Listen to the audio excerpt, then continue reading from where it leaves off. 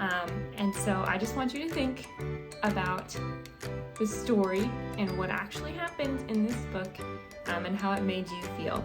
So I'm not going to say anything else, but I hope you liked it. I hope it made you giggle. And I will see you next time. Bye friends, thanks for reading.